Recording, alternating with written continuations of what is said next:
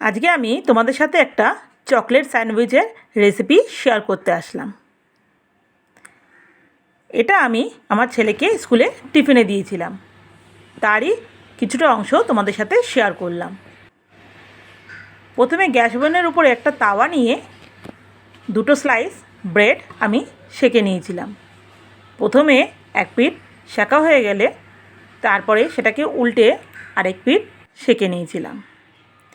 এরপরে একটা microwave proof প্লেটের মধ্যে ডেয়ারি মিল্ক নিয়েছিলাম। এবার ওভেনে টাইমিং সেট করেছিলাম 30 সেকেন্ডের জন্য।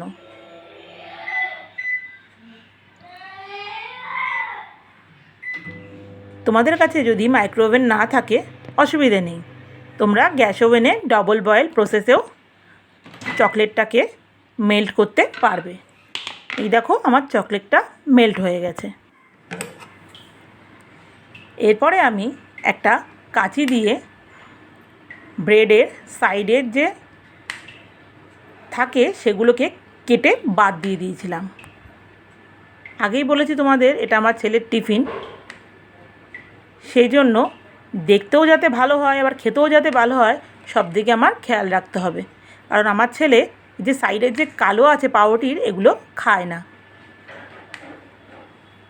এগুলো না খাওয়াই ভালো।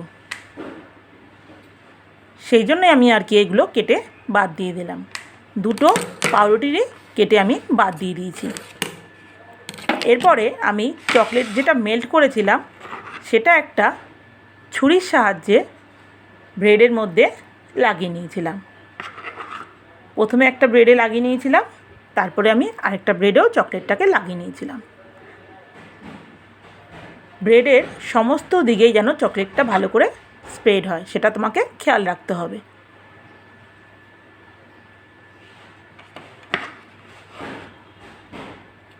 তারপরে আমি দুটো ব্রেডকে একসাথে জয়েন করে নিয়েছিলাম এবং কাঁচির সাহায্যে মাঝখান থেকে কেটে নিয়েছিলাম। ব্যাস, তাহলেই হয়ে গেল রেডি চকলেট স্যান্ডউইচ। খুব তাড়াতাড়ি কিন্তু এটা রেডি হয়ে যায়।